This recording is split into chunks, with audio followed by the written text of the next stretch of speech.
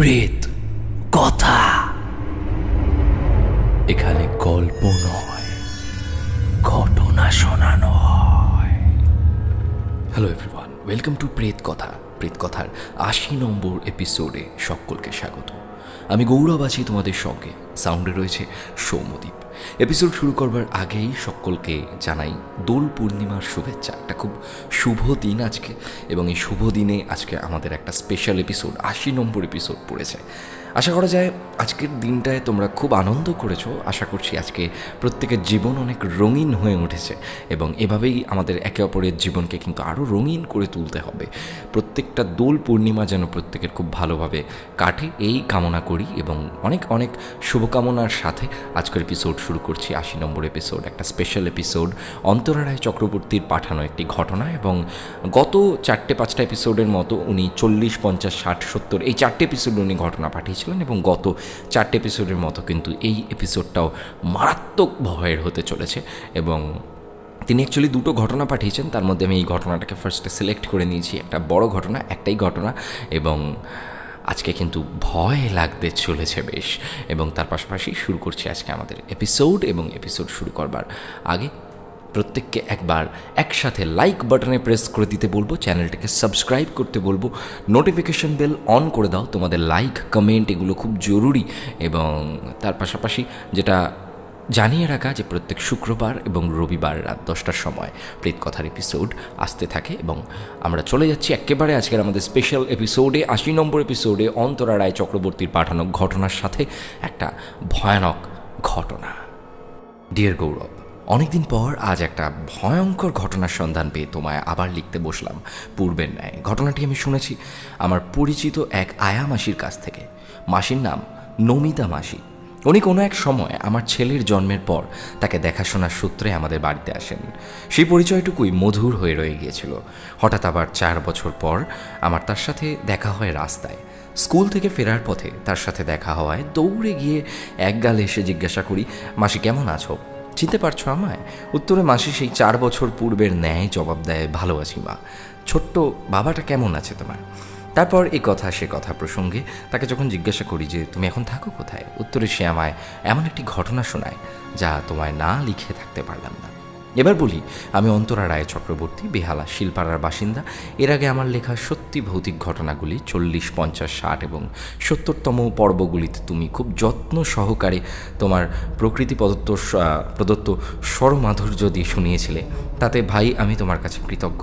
আর সমগ্র প্রেতকথা পরিবারও আমায় এতটা আপন করে নিয়েছে বলে তাদের প্রত্যেকের কাছে আমি আমার কৃতজ্ঞতা নিবেদন করে আজকের ঘটনাটি আমি লিখতে শুরু করলাম। যে নমিতা মাসির মুখ থেকে শোনা ঘটনাটি আমি লিখছি, তিনি প্রথমে একটি হাসপাতালে আয়ার কাজ করতেন, কিন্তু পরে ওনার আর্থিক অনটনের জন্য হাসপাতালের কাজ ছেড়ে আয়া সেন্টার থেকে লোকের বাড়িতে শিশু, বৃদ্ধ বা রোগীদের সেবা বা দেখাশোনার জন্য আয়া মাসি হিসেবে কাজ করতে হয়। এরকমভাবে তাকে হঠাৎ একদিন আয়া সেন্টার থেকে একটা বাড়ির ঠিকানা দেওয়া হয়, এবং তাকে বলা হয় সেখানে কাজে যোগদান করতে। তো মাসির সেই সময় যেহেতু আর্থিক অনটন ছিল মারাত্মক, তো তখন তিনি ওই কাজটি জয়েন করেন। তিনি যখন ওই বাড়িতে পৌঁছন, তিনি বেশ ভালোভাবে বুঝতে পারেন যে অতীব অবস্থা সম্পন্ন পরিবার, এবং বাড়ির অবস্থা বেশ বেশ ভালো। যাই হোক, এরপর বাড়ির কর্তা বেরিয়ে আসে এবং মাসিকে জানায় যে তার একমাত্র পুত্রবধূ আজ বিবাহের 10 বছর বাদে সন্তান সম্ভবা, তাই তার বিশেষ দেখাশোনা আর যত্নের জন্য তাকে তারা আসার কথা বলেছেন। সেই সঙ্গে তিনি আরও বলেন যে তার পুত্র বিদেশে এক বহুজাতিক প্রতিষ্ঠানে কর্মরত, তাই আগামী 4 থেকে 5 মাসের ভিতর সে কোনোভাবেই দেশে ফিরতে পারবে না। তাই এই কটা মাস তাকে দিন রাত আয়া হিসেবে তাদের বৌমার কাছে থাকতে হবে। তবে 15 দিন অন্তর সে একটা ছুটি পাবে, 1 বেলার জন্য। তখন সে তার নিজের পরিবারের সাথে দেখা করতে যেতে পারে। কিন্তু এরপর সেই বাড়ির গিন্নিমা বেরিয়ে এসে নমিতা মাসিকে এমন একটি প্রস্তাব দেন যা শুনে হতদরিদ্র ঘরের অসুস্থ স্বামী ও বেকার ছেলেকে নিয়ে থাকা নমিতা মাসি আর দ্বিতীয়বার ভাবেননি এই কাজটা করবেন কিনা। গিন্নিমা তাকে বলেন, শোনো, আয়া সেন্টার থেকে দিনরাত কাজ করার জন্য যে টাকার রফা হয়েছে তার থেকে আরও 5,000 করে বেশি টাকা প্রতি মাসে তোমাকে আমরা দেব। আর এটা সেন্টারকে জানানোর কোনো প্রয়োজন নেই। কিন্তু কোনো মতেই আমার পুত্রবধূর দেখাশোনায় যেন কোনো অযত্ন না হয়। তাকে 24 ঘন্টা চোখের নজরে রাখতে হবে তোমায়। এরপর তিনি আরও বলেন, আমার বৌমাটি এর আগে 4 বার সন্তান ধারণ করা সত্ত্বেও 4 বারই বংশপ্রদীপকে আমাদের কোলে তুলে দিতে পারেনি। তাই ডাক্তার বলেছেন, এবার যদি আবার কোনো অঘটন পূর্বের ন্যায় ঘটে তবে আমাদের আর এই জন্মে নাতি নাতনির মুখ দেখা হবে না। এরপর চোখের জল মুছে ধরা গলায় তিনি আরও বললেন, বয়স বেশি হওয়ার কারণে আর বারবার সন্তান ধারণ করে তাদের ভূমিষ্ঠ হওয়ার পূর্বেই মারা যাওয়ায় তাদের একমাত্র পুত্রবধূটি আজ শারীরিকভাবে দুর্বল এবং অসুস্থ। তাই এইবার কিছু হলে মেয়েটিরও প্রাণ সংশয় হবে। সমস্ত ঘটনা শুনে মাসি তাদের আশ্বাস দেন যে তিনি নিজের যথাসম্ভব শক্তি দিয়ে তাদের পুত্রবধূকে সন্তান জন্ম দেওয়া অবধি আগলে রাখবেন। এই বলে তিনি ওই দিন নিজের বাড়িতে ফিরে যান এবং বলে যান যে সব ঠিক করে আর বাড়িতে বৃদ্ধ অসুস্থ স্বামী এবং ছেলের সাথে কথা বলে পরদিন সকাল থেকে তিনি এসে তাদের বাড়িতে আয়ার কাজে যোগদান করবেন। সেই রাতে নমিতা মাসি যখন তার নিজের ঘরে শুয়ে ঘুমোচ্ছেন, হঠাৎ গভীর রাতে তিনি একটি স্বপ্ন দেখেন। তাতে দেখেন কোনো এক সাদা থান পরিহিতা বৃদ্ধা মাথায় সাদা শনের মতো বাঁকা চুল নিয়ে তার সামনে এসে দাঁড়িয়ে তাকে হাত নেড়ে ইশারায় কিছু মানা করছেন। মাসি স্বপ্নের মধ্যে বৃদ্ধার মুখ ভালো করে লক্ষ্য করলেন এবং দেখলেন যে সেই বৃদ্ধার মুখটি অতীব ভয়ানক এবং কুঁচড়ি। চোখের স্থানটি সম্পূর্ণ কালো, মুখের গঠন কুমিরের ন্যায় সরু এবং সাপদের মতো দুটো তীক্ষ্ণ ধারালো দাঁত মুখের দুপাশ থেকে বেরিয়ে আসছে এবং ওর মধ্যেই সেই মুখটি হাঁ করে অতীব লম্বা লাল রঙের জিভটা বার করে জিভটা ঝোলাচ্ছে এবং মাঝে মাঝে ঢুকিয়ে নিচ্ছে। এরকম ভয়ের একটি স্বপ্ন দেখে মাসি জেগে উঠে বসেন এবং দুঃস্বপ্ন ভেবে ঘরের আলো জ্বালিয়ে ঘড়ির দিকে তাকিয়ে দেখেন রাত 3টে বাজে। এরপর সেদিন আর তার ঘুম হয় না। ভোর থেকে সব গুছিয়ে স্বামী ও ছেলের থেকে বিদায় নিয়ে তিনি তার কাজের বাড়ির উদ্দেশ্যে বেরিয়ে পড়েন পরবর্তী দিন 15 জন্য। নতুন বাড়িতে গিয়ে সেই পুত্রবধূর সাথে তার আলাপ হয়। তিনি দেখেন একটু বেশি বয়সে মা হতে চলেছেন এবং এর আগে একাধিকবার সন্তান প্রসবের পূর্বেই নষ্ট হয়ে যাওয়ার জন্য মহিলাটি সবসময় একটু ভয়ে ভয়ে থাকেন। চেহারার মধ্যে দিয়ে লালিত্য হারিয়ে গেছে অনেকটাই।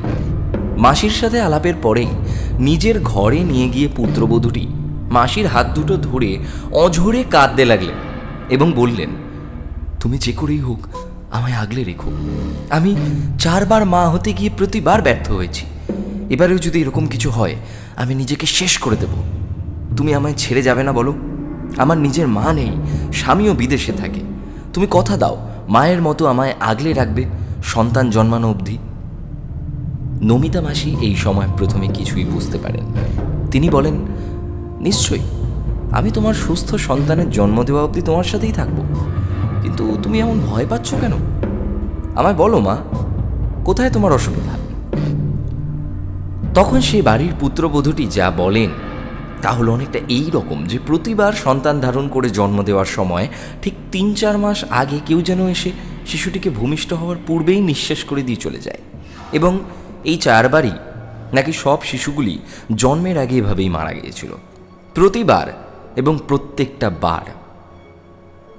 এবং সেই পুত্রবধূর ধারণা যে এটা কোনো অ্যাক্সিডেন্ট না, কোনো একটা কারণেই এটা ঘটে। আর শুধু তাই নয়, প্রতিটি ঘটনাই ঘটেছে রাতের দিকে এবং প্রতিবারই ঘটেছে তার হাজবেন্ডের অনুপস্থিতিকালীন সময়, শ্বশুর শাশুড়ি যখন ঘরে থাকে না সেই সময়। প্রতিবার একা থাকাকালীন শেষের দিকে সে অনুভব করত যে কোনো এক বৃদ্ধা ঘরে এসে তার পেটে হাত বোলায় এবং তারপর হয় বাথরুমে পড়ে গিয়ে বা কোনো কারণ ছাড়াই বিগত 4 বারই তার সন্তান গর্ভে থাকাকালীনই মারা যায়। সব শুনে মাসি বোঝেন যে বাড়িটির পরিবেশে কোথাও কোনো অসুবিধা আছে, কিন্তু পুত্রবধূটির কথা অনুযায়ী শ্বশুর শাশুড়ি কেউই কোনো অন্ধবিশ্বাস নাকি মানেন না। তো এ ব্যাপারে কোনো আলাদাভাবে প্রতিকার করার চেষ্টাও নাকি তারা করেননি। মাসির শোয়া স্থান নির্দিষ্ট হয় সেই পুত্রবধূর ঘরের মেঝেতে। প্রথম রাতে সেই বাড়িতে তিনি আবার এক ভয়ানক স্বপ্ন দেখেন। এবার দেখেন যে ওই কুশ্রী ভয়ঙ্কর কুমিরমুখী সাদা পাটের ন্যায় চুলযুক্ত বুড়ি তার মাথার কাছে এসে দাঁড়িয়ে বলছে, তোকে বললাম না এ বাড়িতে না আসতে, তারপরেও এলি তুই। তুই জানিস না আমি কে? এই মুহূর্তে বাড়ি ছেড়ে চলে যা, নয়তো মরবি। হঠাৎ ঘুম ভেঙে যায় মাসির। মাসি লক্ষ্য করেন বউটির খাটের মাথার দিক থেকে কেউ যেন হঠাৎ মিলিয়ে গেল। ঘরের জিরো পাওয়ারের আলোয় তিনি স্পষ্ট দেখলেন এতক্ষণ কেউ বউটির মাথার কাছে দাঁড়িয়েছিল।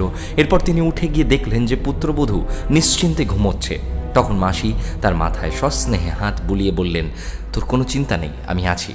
তোর সন্তান হওয়া অবধি আমি তোকে আগলে রাখবো, কোনো ক্ষতি হবে না তোর। পরদিন দুপুরে মাসি কলতলায় কাপড় কাচতে যান। হঠাৎ তার মনে হয় 3 তলার ছাদ সংলগ্ন ঘরের জানলা থেকে কেউ যেন তার নাম ধরে ডাকল, নমিতা, হ্যাঁ নমিতা। তিনি মাথা তুলে তাকিয়ে দেখলেন, কিন্তু কেউ নেই। রাত হলো। রাত্রিবেলা হঠাৎ তিনি স্পষ্ট অনুভব করলেন তার ঘরে কোনো এক অলৌকিক অশরীরীর উপস্থিতি। এভাবে প্রায় প্রথম 15 দিন কেটে গেল। মাসি প্রতি রাতেই 1টা থেকে 3টে অবধি এই কদিন জেগে থাকতেন এবং স্পষ্ট অনুভব করতেন কেউ এসে তার পুত্রবধূর খাটের চারিদিকে হেঁটে বেড়াত। রাত 3টে নাগাদ একদিন এর মধ্যে মাসি বাড়ির গিন্নিমা অর্থাৎ শাশুড়িকে জানান যে 15 দিন বাদে যখন তিনি বাড়ি ফিরবেন নিজের, তখন তাদের পাড়ায় এক গুণিনের কাছ থেকে কিছু প্রতিকার নিয়ে আসবেন। শাশুড়ি শুনে বলেন যে আমরা তো এসবে বিশ্বাস করি না, তাও দেখো যদি তুমি কিছু করতে পারো। এরপর মাসি বাড়ি যান এবং নিজের এক গুণিনের সাথে তিনি দেখা করেন এবং সব ঘটনা তিনি জানান।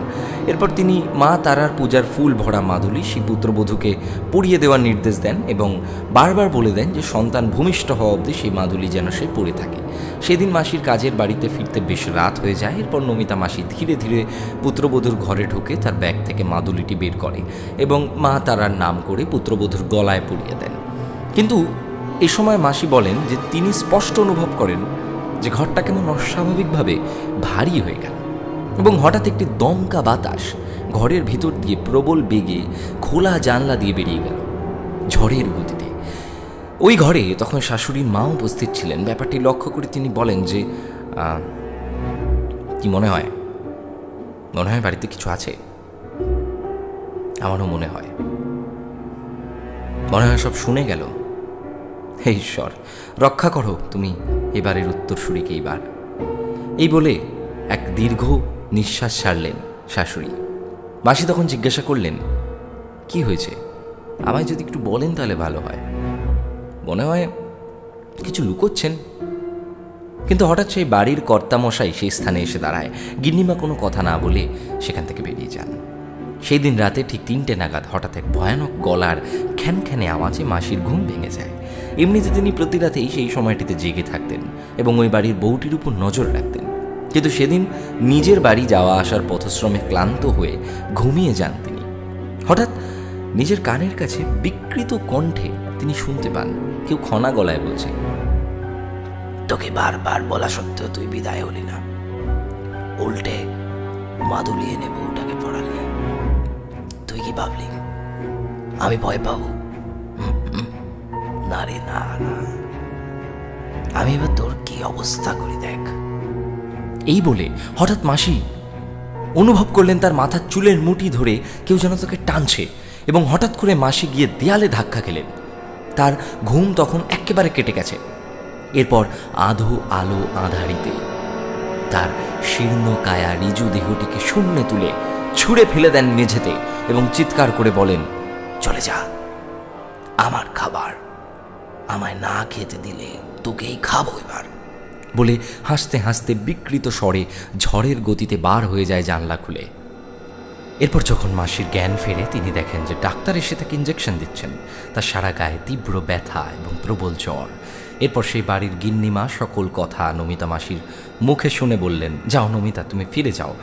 নিজেদের স্বার্থের জন্য কারোর ক্ষতি করা পাপ। আমাদের কপালে যা আছে হবে, ভাগ্যে থাকলে নাতি নাতনির মুখ দেখব, না হলে আর কি। মুখের কথা কেড়ে নিয়ে নমিতা মাসি বললেন, না আমি যাব না। তোমাদের বৌমা আমার মায়ের মতো ভালোবাসে, তার সন্তান আসা অবধি দেখাশোনা করতে হবে আমাকে, আর আমিও তাকে কথা দিয়েছি, তাই শিশু ভূমিষ্ঠ না হওয়া অবধি তাকে ছেড়ে আমি কোথাও যাব না। এরপর 2-3 দিন সব ঠিকঠাক ছিল। নমিতা মাসির জ্বর একটু কম হতেই তিনি গুনিনের বাড়ি গিয়ে এরপর নিজের জন্যও একটা মাদুলি নিয়ে আসেন। কিন্তু এরপর ঘটনাটি ঘটে এক অমাবস্যার রাতে। সেদিন তাদের পুত্রবধূকে ডাক্তারি চেক আপ করার জন্য শ্বশুর ও শাশুড়ি দুজনে মিলে ক্লিনিকে নিয়ে গেছিল। ফেরার পর তাদের বৌমার শরীর অসুস্থ হয়ে যাওয়ায় কিছু না খেয়েই শুয়ে পড়েন তিনি। এরপর দুপুর ও সন্ধ্যা পার হয়ে গেলে তারপর যখন রাত হয় তখনও বৌমা বিছানা ছেড়ে ওঠে না। তখন নমিতা মাসি একটু অবাক হয়ে যায়, এতক্ষণ বৌমা ঘুমোচ্ছে।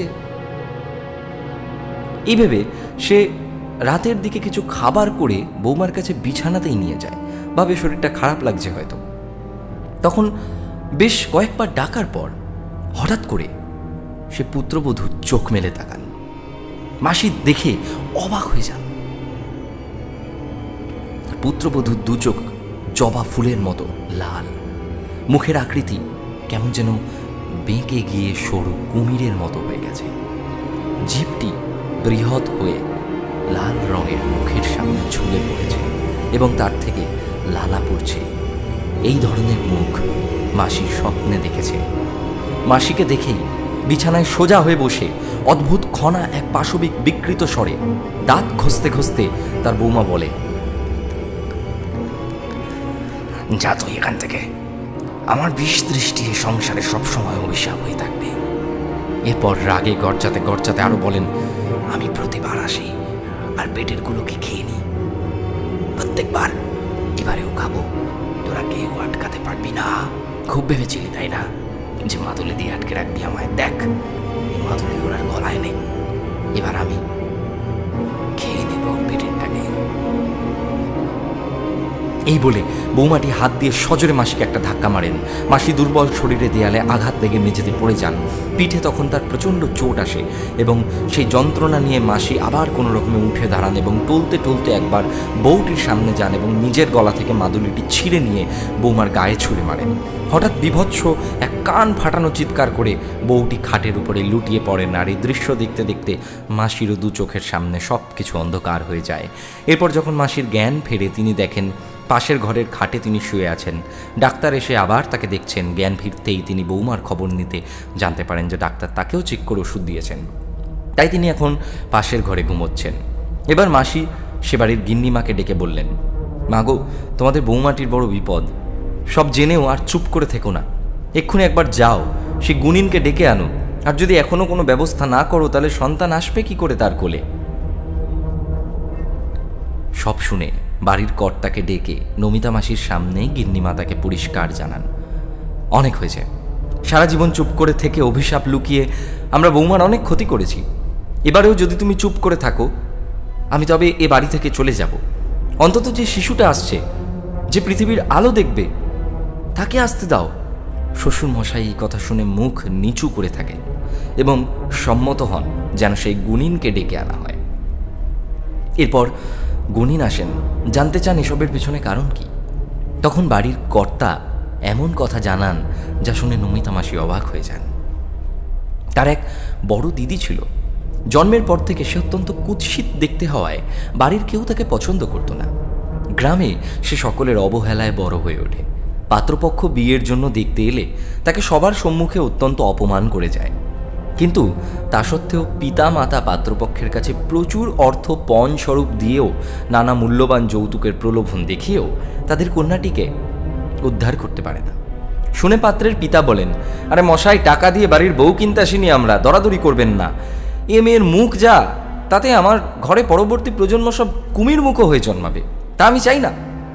আমায় আমায় প্লিজ জোর করবেন না, এখানে আমরা ছেলের বিয়ে দেব না। এই কথা শোনার পর বড় দিদি নিজের ঘরে গিয়ে দরজায় শিকল দিয়ে দেয়। এরপর সে নাকি নানা পুঁথিপত্র ঘেটে তন্ত্র সাধনা শুরু করে এবং দিনে দিনে হিংস্র হয়ে উঠতে শুরু করে।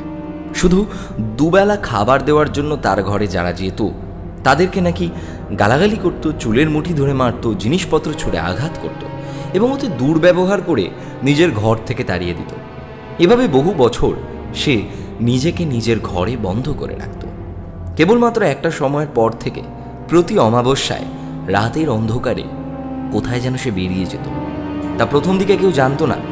ক্রমে পার্শ্ববর্তী এলাকায় একটা দুটো করে শিশু প্রতি অমাবস্যায় ধীরে ধীরে উধাও হতে থাকে, যাদের প্রত্যেকের বয়স 3 বছরের নিচে। একদিন কোনো এক অমাবস্যার রাতে সে হাতে নাতে এলাকার বসতি অঞ্চলের এক সদ্যজাত শিশুকে চুরি করে আনতে গিয়ে স্থানীয় লোকের কাছে ধরা পড়ে। গণপ্রহারে সেদিন সবার সামনে সে স্বীকার করে কোনো এক কঠিন তন্ত্র সাধনায় সিদ্ধি পেতে তাকে 3 বছরের নিচে 7টা শিশুকে হত্যা করতে হবে এবং তাদের হৃৎপিণ্ড ভক্ষণ করতে হবে, তাহলে নাকি সে চির যুবতী এবং সুন্দরী হতে পারবে। কিন্তু এই ঘটনার পর তার পিতা মাতা লজ্জায়, ক্রোধে, দুঃখে আর মেয়ের মুখ দেখতে চাননি। তাই তিরস্কৃত হয়ে সে 3 তলার ছাদের পাশের ঘরে যেখানে সে থাকত সেখানে একদিন বিষ খেয়ে আত্মহত্যা করে। কিন্তু দরজা ভেঙে তার মৃতদেহ উদ্ধার করার পর বাড়ির সকলে দেখেন দেয়ালে মৃত্যুর পূর্বে নিজের হাতে শিরা কেটে রক্ত দিয়ে সে লিখে গেছে, আমি এখানেই থাকব, এবারের ভবিষ্যৎ উত্তরসূরিরাই হবে আমার খাদ্য, এ সংসারে এরপর আর কোনো শিশু আসবে না, আমার নজর সেদিকেই থাকবে, যে আসবে পৃথিবীর আলো দেখার আগেই তাকে আমি খেয়ে নেব। এই ঘটনার পর থেকে ওই ঘর তালাবন্ধ করে রাখা হয়। যখন বাড়িতে কর্তামশাইয়ের পুত্র জন্মায় তার আগে গিন্নিমায়ের সাথেও নানান অলৌকিক ঘটনা ঘটতে থাকে। তাকেও সন্তান সম্ভবা অবস্থায় কেউ ঠেলে ফেলে দিয়েছিল সিঁড়ির থেকে, কিন্তু ঈশ্বরের কৃপায় সেবার সন্তানের কোনো ক্ষতি না হওয়ায় গিন্নিমার একদিনও এ বাড়িতে থাকতে চাননি। বাপের বাড়িতে চলে যান, সেখানেই পুত্রের জন্ম হয়। পুত্র সেখানেই বেশ কিছুদিন বড় হয়। তারপর 3 বছর পার করার পর সে পুত্র এই বাড়িতে আসে। কিন্তু তারপর থেকে সেভাবে আর কিছু হয়নি। কিন্তু তাদের বৌমার বেলাতেও এরকম পরপর বিপর্যয় 4 বার হওয়ায়, শিশুর জন্মের আগেই শিশু গর্ভেই মারা যাওয়ায় শাশুড়ি শ্বশুরমশাইকে অনুরোধ করেছিলেন যে বৌমাকে অন্য কোথাও পাঠানোর জন্য। কিন্তু কর্তামশাই বলেছিলেন, যা হওয়ার বহু বছর আগে হয়েছে, এতদিন বাদে এসব কুসংস্কার আর প্রচার করো না তো, আমার এসবে এখন আর বিশ্বাস নেই। সব শুনে গিন্নিমা তখন কর্তামশাইয়ের কাছে এটুকু অনুরোধ করেন যে এবার সন্তান প্রসবের 4-5 মাস আগে থেকে অন্তত বৌমাটিকে সারাক্ষণ দেখভাল করার জন্য একটা আয়া রাখা হোক। তাতে কর্তা আপত্তি না করায় নমিতা মাসিকে এই বাড়িতে প্রবেশ করতে দেওয়া হয়। সব শুনে গুনিন একটি ক্রিয়া করার নির্দেশ দেন। তিনি বলেন, ক্রিয়া শেষ হওয়া অবধি নানান বাধা আসবে। দুরাচারী প্রেতাত্মা তাদের নানাভাবে ভয় দেখাতে পারে, পুত্রবধূকে নানান আঘাত করতে পারে এবং তার সন্তান মানে আগত সন্তানকে হত্যা করতে উদ্যত হতে পারে। কিন্তু কোনোভাবেই ক্রিয়া চলাকালীন তাদের লক্ষ্যভ্রষ্ট হলে চলবে না। পরের অমাবস্যায় তিনি ক্রিয়া করবেন এবং ততদিন অবধি বাড়িতে সকলকে মাদুলি দিয়ে যান একটা করে নিজেদের রক্ষার জন্য। এরপর পরবর্তী অমাবস্যায় যেদিন ক্রিয়াটি শুরু করেন গুনিন, তার পূর্বে তিনি বাড়ির সকল সদস্যদের উঠোনে একটি বৃত্ত এঁকে তার ভিতর থাকার নির্দেশ দেন। সেই বৃত্তের পাশেই মা তারার বেদি প্রস্তুত করে পূজা পাঠ শুরু করেন। কিছুক্ষণের মধ্যেই প্রচণ্ড ঝড়ের মতো উথাল পাথাল হাওয়ায় চারিদিক কেঁপে ওঠে। ক্রমে নমিতা মাসি বাকিদের সাথে নিজেও স্বচক্ষে দেখেন। সেই গণ্ডির ভিতর থেকে তারা দেখতে পান তাদের গণ্ডিটার বাইরে একটা সাদা থান পরা বৃদ্ধা, চুল সাদা, উড়ন্ত অবস্থায়, বুকে ভর দিয়ে, হাত পা হামাগুড়ি দিয়ে নিজের শরীরকে ঘষতে ঘষতে ছাদের পাশের ঘরটির জানলা দিয়ে বেয়ে দেওয়াল বরাবর নেমে আসছে। জিভটা তার হাঁ করা, মুখ থেকে ঝুলে আছে অতি বৃহৎ একটি জিভ। অত্যন্ত ভয়ঙ্কর মুখের সেই মহিলা, তার চোখের তারা কোনো নেই আলাদাভাবে, কোনো মনি নেই, সম্পূর্ণ চোখের স্থানটি কালো। সরু কুমিরের মতো মুখ থেকে প্রায় আধ হাত জিভটি থেকে লালা পড়ছে অবিরত। এবং এরকম অবস্থায় বিভৎস কণ্ঠে দেয়াল বেয়ে নামতে নামতে সে ক্ষণক্ষণে সরে বলছে, ওরে আমার যে বড় খিদে রে, তোরা এই শেষ খাওয়াটা আমায় খেতে দে, পেটেরটাকে এক্ষুনি খাবো আমি, এ বাড়িতে কোনো শিশু আর আসবে না। এই দৃশ্য দেখে তাদের পুত্রবধূটি সেই গণ্ডির ভিতরেই অজ্ঞান হয়ে যান। বাকিটা দেখেন এরপরেও বড় বড় নখ দিয়ে মাটি চিরে চিরে ওই বৃদ্ধার অবয়ব ক্রমাগত তাদের বৃত্তের দিকে এগিয়ে আসছে। জীবটি বৃহৎ লাল, সেটিও মাটিতে ঘষে ঘষে এগোচ্ছে। এরপর গুনিন তার দিকে ধুনি পড়ে ছুঁড়ে দেন একটি ছোট্ট ত্রিশূল, লেবুতে গেঁথে লাল কাপড়ের দ্বারা জড়িয়ে সেটি নিয়ে 3 তলার ছাদের পাশের ঘরটিতে গিয়ে চৌকাঠের মাথার উপর বেঁধে দেন এবং ক্রিয়া শেষে সেই ধুনির ভস্য সারা বাড়ির চারপাশে ছড়িয়ে দেন। তীব্র চিৎকারে যেন এক অশরীরী শক্তি সেই সময় আকাশ বাতাস কাঁপিয়ে উঠোনের গাছগুলিতে ঝড় তুলে মিলিয়ে যায়। এরপরের ঘটনা খুবই সংক্ষিপ্ত, কারণ সন্তান হওয়া অবধি সুস্থতার নিমিত্তে তিনি বাড়ি বন্ধন করে পুত্রটিকে একটি রক্ষা কবচ সহ আশীর্বাদ করে যান। তারপর তারা একটি সুস্থ ফুটফুটে কন্যা সন্তান পান। পরে সেই গুণিন নাকি আবার এসে শিশুটিকে আশীর্বাদ করেন এবং একটি রক্ষা কবচ দিয়ে যান।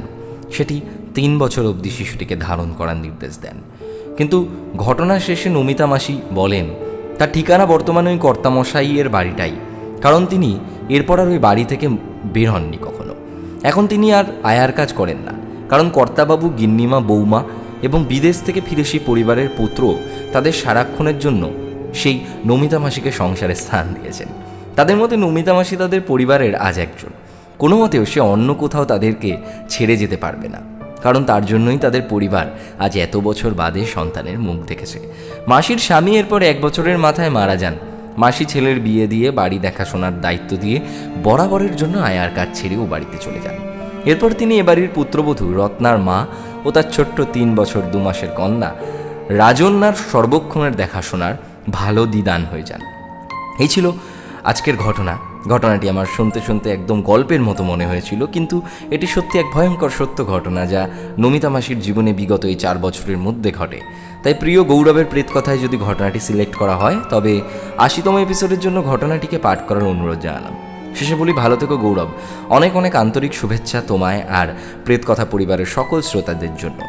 আমার আবার ভালো ভয়ঙ্কর সত্য ঘটনা সংগ্রহের উদ্দেশ্যে যাত্রা করলাম। আবার ভালো ভয়ঙ্কর সত্য ঘটনা সংগ্রহের উদ্দেশ্যে যাত্রা করলাম। পেলে তোমাকে লিখে পাঠাবো। ততদিনের জন্য অন্যান্য সবাইকার লেখা ভয়ের ঘটনা শুনে ভয় পেতে চাই। ধন্যবাদ আনতে অন্তরা রায় চক্রবর্তী। অসাধারণ একটা ঘটনা, অসাধারণ। লাস্টে মানে আমার পড়তে গিয়ে চোখে জল চলে এসছে। এত লাস্টের দিকটা এতটা টাচি, এতটা ভয়ানক, অসাধারণ ঘটনা। এবং অন্তরাদিকে অসংখ্য ধন্যবাদ এত সুন্দর একটি ঘটনা পাঠানোর জন্য। এবং তার সাথে সাথে তোমরা লাইক করো, ঘটনাটাকে কমেন্ট করো, জানাও কীরকম লাগলো আজকের এই স্পেশাল এপিসোড। দোল পূর্ণিমার শুভেচ্ছা প্রত্যেককে। একটা দারুণ দিনে দারুণ একটা ঘটনা পড়ে শোনালাম। আমি গৌরব ছিলাম এতক্ষণ তোমাদের সঙ্গে, এবং আজকে স্পেশাল এপিসোড দারুণ এনজয় করলাম আমি নিজে রেকর্ডিং করার সময়। এবং তার সাথে সাথে প্রত্যেককে জানাচ্ছি একবার একসাথে সবাই লাইক বাটনে প্রেস করে দাও। প্রেত কথায় ঘটনা পাঠানোর জন্য কি করতে হবে না, প্রেত কথায় ঘটনা পাঠানোর জন্য মেইল করতে হবে pretkotha@gmail.com। এছাড়া প্রেতকথার ফেসবুক পেজ ইনবক্সে লিখে পাঠিয়ে দিতে হবে ঘটনা। সমস্ত লিঙ্ক দেওয়া রয়েছে ডেসক্রিপশন সেকশনে। এছাড়া এরকম আরও জমজমাট ভয়ানক ঘটনা প্রত্যেক শুক্রবার এবং রবিবার রাত 10টার সময় যদি শুনতে হয়, তাহলে অবশ্যই সাবস্ক্রাইব করতে হবে এক্ষুনি প্রেতকথা চ্যানেলটাকে। আর বেশি বেশি শেয়ার করতে হবে নিজের বন্ধু আর ফ্যামিলির সাথে, কারণ এরকম ঘটনা আসতেই থাকে। কারণ এখানে গল্প নয়, ঘটনা শোনানো হয়।